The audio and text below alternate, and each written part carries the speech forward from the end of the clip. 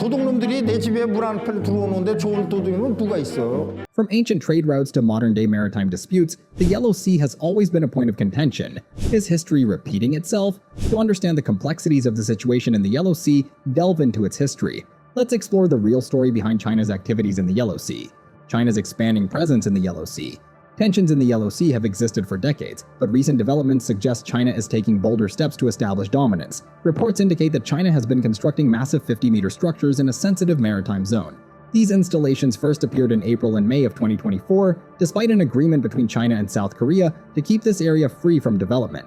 This raises serious concerns because such actions are part of a well-known strategy often referred to as salami slicing, a method where small incremental moves gradually shift territorial control without triggering a major conflict. By building physical structures, China is creating a long-term presence that could strengthen its claims over these waters. If left unchecked, these installations could mark the beginning of a larger push to change the status quo in the Yellow Sea. But why is the Yellow Sea so important? The answer lies in its economic and military significance. This sea is a major trade route, rich in fisheries, and potentially holds untapped oil and gas reserves. For South Korea, it is also a crucial buffer zone that ensures its maritime security. Any shift in control over this region could directly impact South Korea's economy and defense. Maritime disputes, the core of the conflict. At the center of the conflict between China and South Korea is the issue of overlapping exclusive economic zones, EEZs, in the Yellow Sea. Under the United Nations Convention on the Law of the Sea, UNCLOS, coastal nations can claim an exclusive economic zone extending 200 nautical miles from their shores, granting them exclusive rights to resources in that area. However, because China and South Korea are relatively close to each other, their EEZs overlap, creating a dispute over maritime boundaries. Both countries believe they have the right to control the waters, but their interpretations of how the boundary should be drawn differ significantly. South Korea follows the median line principle, which means the sea should be divided equally between the two nations, ensuring a fair and balanced distribution. On the other hand, China supports the proportionality principle, arguing that its longer coastline gives it a stronger claim to a larger portion of the sea. This disagreement has fueled tensions for years, with both sides refusing to compromise. Despite multiple discussions, no formal agreement has been reached, keeping the dispute unresolved. The situation is further complicated by illegal fishing, which has become a major point of contention. Every year, thousands of Chinese fishing boats enter South Korea's exclusive economic zone without permission, overfishing the waters and threatening local marine ecosystems. The South Korean Coast Guard frequently intercepts these vessels, leading to violent confrontations. Some incidents have resulted in arrests, injuries, and even deaths. Despite repeated protests from South Korea, illegal fishing continues, adding to the strain in bilateral relations. Without a clear resolution, both the territorial dispute and illegal activities will likely persist, keeping tensions high in the Yellow Sea. China's military expansion and the threat to stability. Beyond economic interests, China's military activities in the Yellow Sea are raising alarm bells. In recent years, China has significantly increased its naval patrols and military exercises in these waters. One of the most controversial moves was China's unilateral expansion of its Air Defense Identification Zone, ADIZ, in 2013. This ADIZ now covers parts of the Yellow Sea, requiring aircraft to notify Chinese authorities before entering, even if they are flying over international waters. South Korea and the United States strongly oppose this move, calling it an attempt to assert control over a broader airspace. There are also growing fears that China could follow a similar approach in the Yellow Sea as it did in the South China Sea, where it constructed artificial islands and military bases to strengthen its territorial claims. Although China has not officially started island building in the Yellow Sea, the recent appearance of maritime structures could be a step in that direction.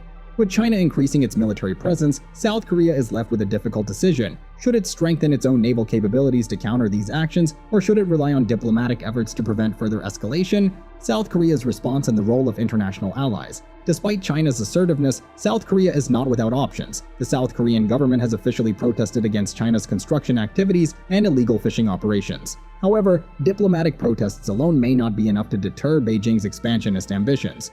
One potential response is increasing naval patrols in disputed waters to prevent further encroachment. South Korea has already strengthened its Coast Guard and naval forces, but it may need to take a more aggressive stance to counter China's growing presence. South Korea also has the advantage of strong international alliances. The United States, which maintains a significant military presence in South Korea, has repeatedly shown support for Seoul's territorial rights. Joint military exercises between the US and South Korea serve as a direct signal to China that any attempt to change the status quo will not go unchallenged. Additionally, Japan, another key regional player, has its own disputes with China in the East China Sea and may be willing to support South Korea diplomatically. But can diplomatic pressure alone stop China's expansion? Or will South Korea have to take stronger military action to protect its waters? The economic and political pressure on South Korea. One of the biggest challenges South Korea faces in responding to China's actions in the Yellow Sea is its economic dependence on Beijing. China is South Korea's largest trading partner, accounting for a major share of its exports, including electronics, automobiles, and industrial goods. This deep economic connection makes it difficult for Seoul to take strong action against China without risking economic retaliation. If relations between the two countries worsen, South Korean businesses could face severe consequences, as China has previously shown a willingness to use trade as a political weapon. A clear example of this happened in 2017 when South Korea decided to deploy the US-built THAAD missile defense system to protect itself from North Korean threats. China strongly opposed this move and responded with economic sanctions, targeting South Korean businesses, restricting tourism, and limiting imports of South Korean goods. The impact was immediate. South Korea's tourism sector suffered huge losses, and major companies like Lotte and Hyundai faced boycotts in the Chinese market. This event serves as a warning that any direct action against China, including stronger measures in the Yellow Sea, could lead to similar economic consequences. Adding to the complexity is South Korea's domestic political situation. Internal divisions, leadership challenges, and political instability can weaken the government's ability to take decisive action on foreign policy issues. When a nation is politically distracted, it becomes more vulnerable to external pressure. China may see this as an opportunity to escalate its activities in the Yellow Sea, knowing that South Korea may hesitate to respond forcefully. The key question remains, how much pressure can China apply before South Korea is forced to take stronger action? The risk of a new normal in the Yellow Sea. One of the biggest dangers of China's strategy is the establishment of a new normal, a situation where China's presence in disputed waters becomes so routine that it is eventually accepted as a reality. If South Korea and its allies do not take decisive action soon, Beijing could solidify its control over key parts of the Yellow Sea. This is exactly what happened in the South China Sea, where China built artificial islands, ignored international rulings, and established military bases without facing significant consequences. Over time, other nations became accustomed to China's presence, making it nearly impossible to reverse these territorial gains. Could the same thing happen in the Yellow Sea? If China is allowed to continue its slow but steady expansion, it may become increasingly difficult for South Korea to challenge Beijing's claims in the future. The next few months will be crucial in deciding the future of the Yellow Sea. China's growing presence and assertive actions have already raised concerns, but the key question now is how South Korea and its allies will respond. If South Korea chooses to take a firmer stance, it could increase its naval patrols, strengthen its coast guard, and engage in more joint military exercises with the United States and Japan. A stronger military presence would send a clear message to China that further expansion will not go unchallenged. However, this approach comes with risks, as it could lead to heightened tensions and potential confrontations at sea. Diplomatic efforts remain another option, though past negotiations with China have made little progress. South Korea could push for renewed talks, possibly seeking international mediation to resolve the dispute under the framework of the United Nations Convention on the Law of the Sea, UNCLOS.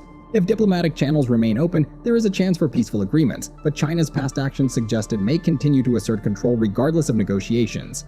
The role of the United States and other Indo-Pacific nations will be critical in shaping the outcome.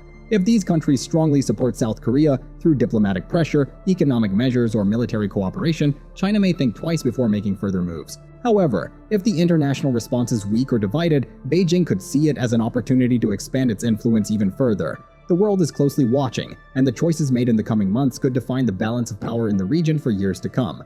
What do you think about China's growing presence in the Yellow Sea? Should South Korea take stronger action, or should it rely on diplomacy? Let us know in the comments below. Don't forget to like, share, and subscribe for more updates on global conflicts and territorial disputes.